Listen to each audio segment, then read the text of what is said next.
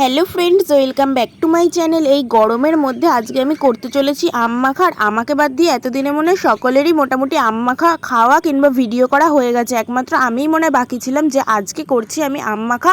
তো পুরো ভিডিওটা তোমরা দেখতে থাকো। দেখো এখানে কিন্তু আমাদের আম কাটাও হয়ে গেছে। এখন দেখো আমি চলে এসেছি ছাদে, এসছি লেবু পাতা নেওয়ার জন্য। আর রোদটা দেখেছো তো কি পরিমাণে কিন্তু রোদ্দুর ছাদে। আর আমি লেবু পাতা নিয়ে সঙ্গে সঙ্গে চলে এসেছি আবার নিচে। দেখো এখানে কিন্তু আমগুলো সব কাটা হয়ে গেছে। আমগুলো কাটা হয়ে যাওয়ার পরে দেখো মা এখানে একটা ঘষণির সাহায্যে আমগুলোকে ঘষে নিচ্ছে। অন্য বছর কিন্তু গরমকাল পড়তে না পড়তেই দুপুর হলেই কিন্তু আম মাখা করা হতো, আর কিন্তু এই বছর একদিনও সেটা করা হয়নি। আজকেই প্রথম দিন কিন্তু করছি।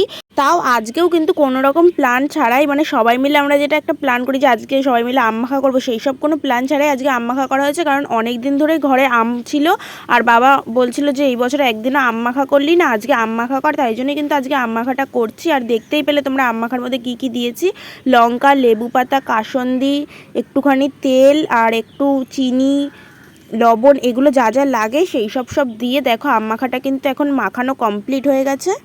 আর তোমরা কিন্তু দেখতেই পাচ্ছ যে আম মাখার কালারটা কতটা সুন্দর হয়েছে, খেতেও কিন্তু খুব সুন্দর হয়েছে। আর আমরা এখন সবাই মিলে সেই আম মাখাটা খাই। আর তোমরা কিন্তু চ্যানেলটা অবশ্যই সাবস্ক্রাইব করো। আজকের মতো টাটা।